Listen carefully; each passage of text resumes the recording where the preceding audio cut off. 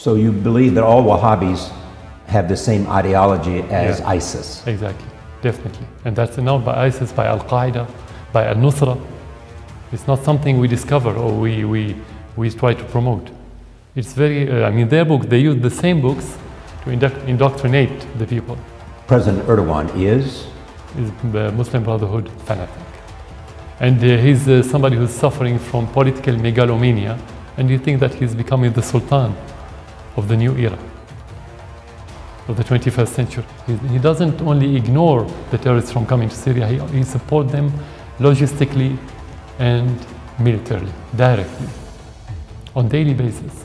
And if you take the example of Kobani, what you called it Kobani, it's called Ain al-Arab, the city where the Kurds were fighting ISIS and where the campaign started, the military campaign, the American military campaign started there. It took them 4 months to liberate that small city, not only because the airstrikes were cosmetics, as we said, but because of the direct support of the Turks to ISIS.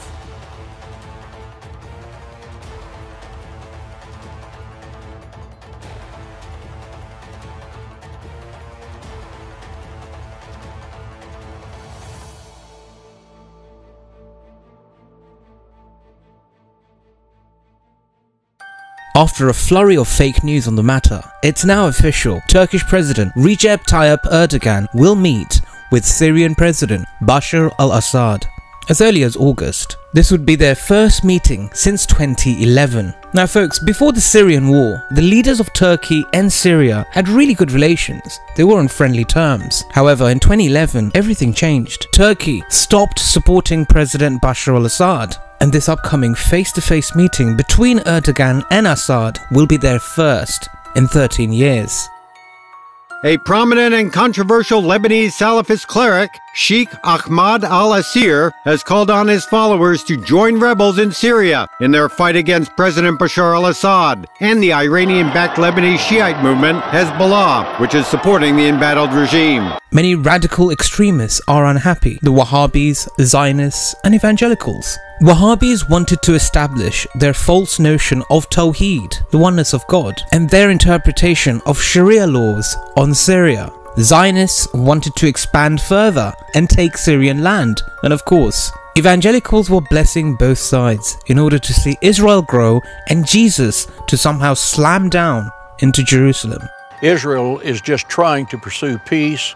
We are standing with Israel as a nation, and it's time for the citizens of our country, especially every member of Christians United for Israel, to stand up verbally and actually for the state of Israel. Yeah, Pastor, thank you so much. Well, this news has definitely shocked the radical camp, because Syria is now being normalized, and all of it is happening because of President Vladimir Putin.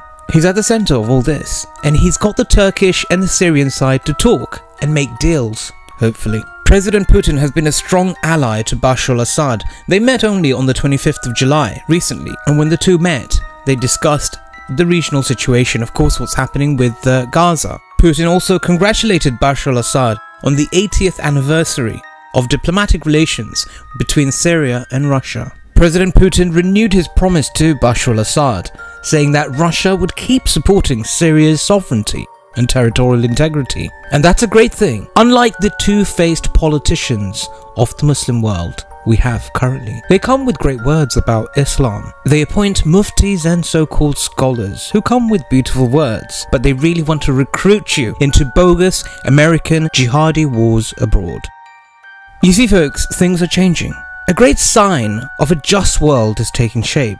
President Bashar al-Assad was painted as a monster by Western countries, by the Wahhabi Salafi crowd, by many Muslim countries in the Middle East, all of them who encouraged their Wahhabi Salafi radical citizens, like Shamima Begum, to enter Syria and cause mayhem.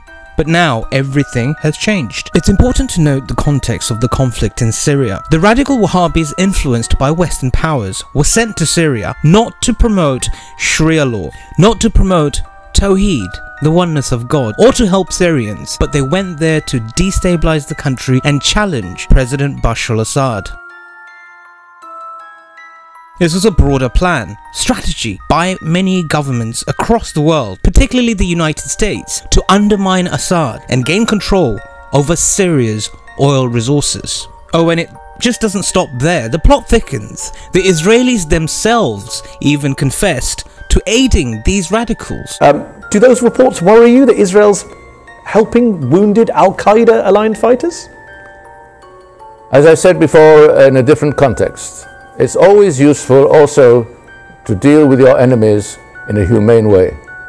And I think that when you have people who are wounded and you can deal with them in a humane way, the considerations as to whether to take them in are not simply whether it's politically useful or whether it's politically So it's purely humanitarian, you say? So there's no tactical or political strategic... I didn't say there's no tactical. I said the main consideration, the immediate consideration is humane. Isn't it fascinating how Wahhabis and Zionists seem to be best buddies with a shared agenda?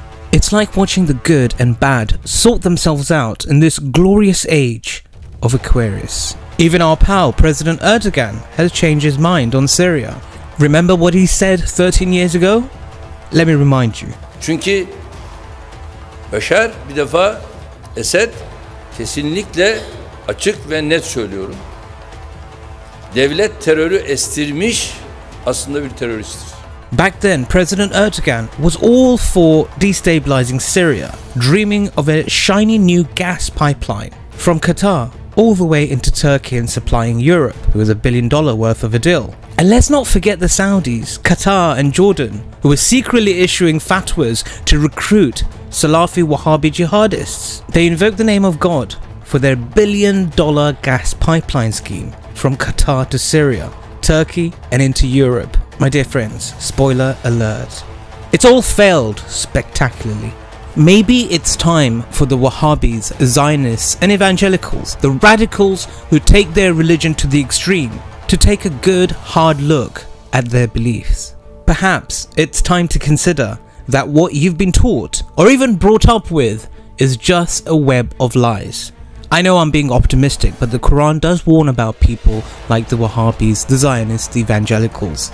They are people who do not think. On that note, thanks for listening to the Independent Islamic Republic. I know the truth can sting and might spark some lively reactions on this video, but hey, it had to be said. Assalamu alaikum, have a wonderful night.